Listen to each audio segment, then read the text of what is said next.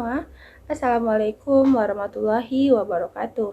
Perkenalkan, nama saya Dwi Jonanda Putri. Kali ini saya akan bahas tentang apresiasi prosa fiksi. Yang akan kita bahas yaitu sebuah cerpen angkatan 66 yang berjudul Rapat Perdamaian karya B. Soelarto. Nah, yuk kita bahas.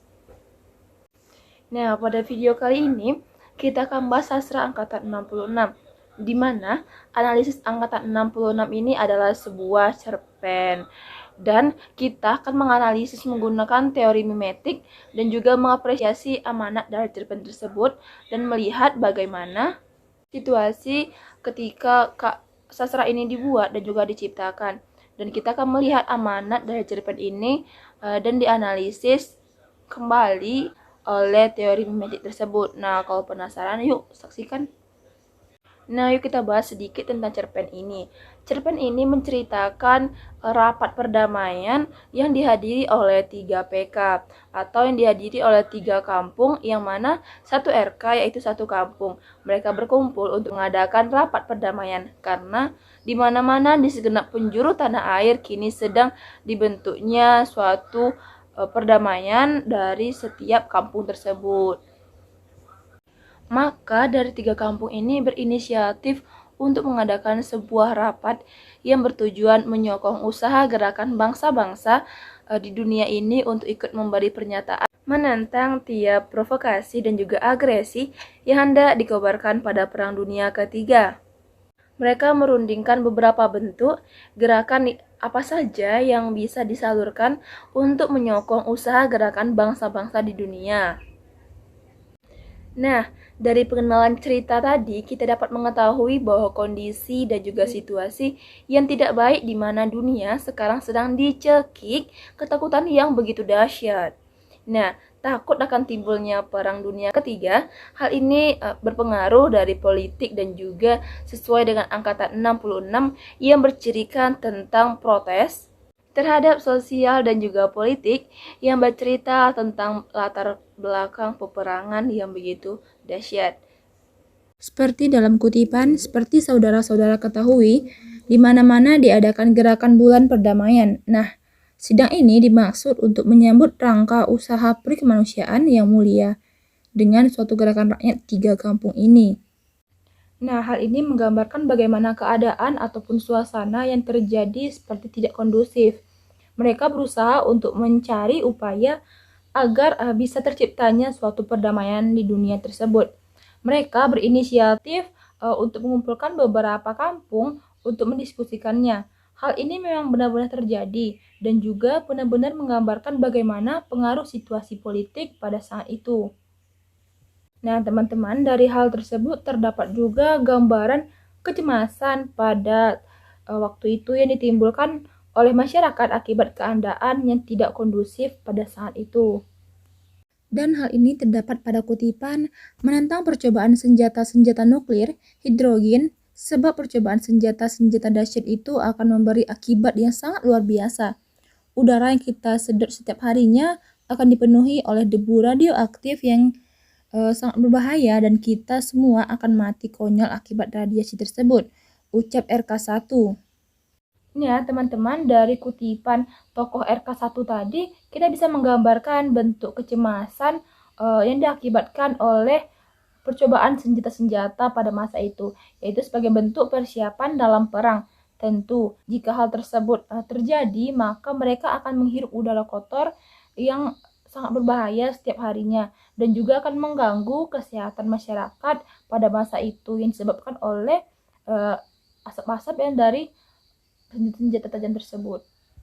Selain itu, kondisi ekonomi juga akan berpengaruh dan juga akan menyebabkan kondisi ekonomi yang tidak baik pada saat itu, yang digambarkan atas usulan RK1 terhadap bentuk pembuatan tugu perdamaian yang dilakukan untuk mengutip uang masyarakat. Yaitu pada kutipan, tapi khusus tentang tugu perdamaian saya tidak bisa setujui. Ini prinsipil. Saudara-saudara, yaitu caranya dengan minta duit rakyat sekampung, sekalipun itu disebut pengumpulan duit secara sukarela, sebabnya mereka semua pada umumnya hidup serba kurang. Dalam arti sandang pangan, Ditambah pula mereka sudah terlalu sering dimintai duitnya, mulai dari iuran selamatan bersih desa, iuran koperasi kematian. Nah, betul-betul saudara, saya biar bagaimanapun juga sudah tidak lagi untuk meminta duit mereka, sekalipun demi untuk perdamaian. Ucap RK3.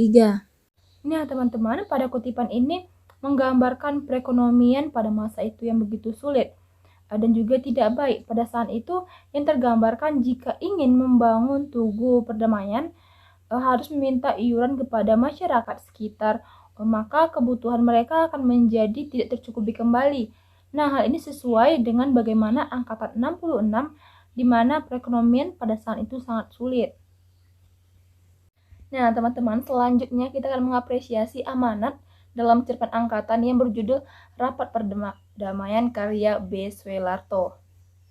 Dan dapat dilihat dari kutipan berikut, yaitu, dan karena Pak Lurah serta yang lain tidak memberi reaksi menentang, ia mencetuskan sarannya, marilah kita isi gerakan perdamaian ini dengan langkah sederhana, tapi penuh manfaat dan juga penuh khasiat.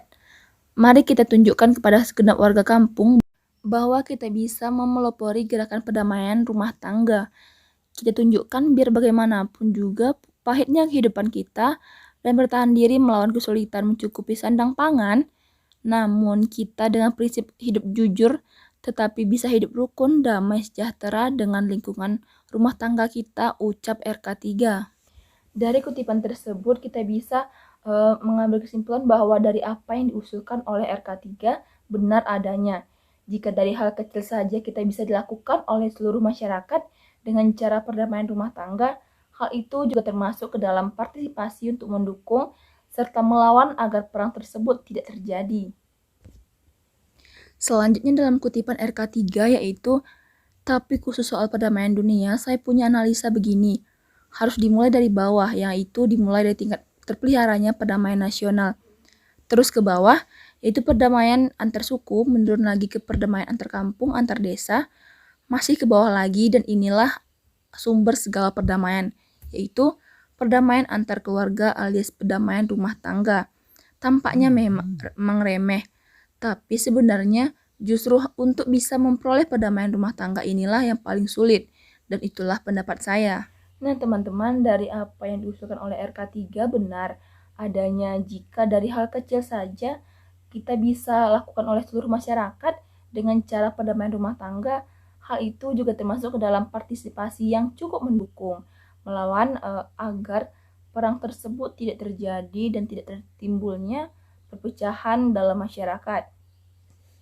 Nah, teman-teman, dari analisis tersebut kita dapat menyimpulkan bahwa cerpen yang berjudul Rapat Perdamaian karya B. Swelarto merupakan salah satu karya sastra angkatan 66, di mana situasi ataupun keadaan cerpen ini dilahirkan, dan juga ciri-cirinya termasuk ke dalam angkatan 66.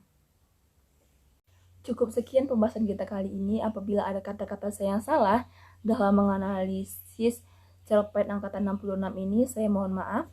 Akhir kata saya ucapkan wabillahi taufiq wa hidayah. Wassalamualaikum warahmatullahi wabarakatuh. Sampai jumpa pada konten selanjutnya.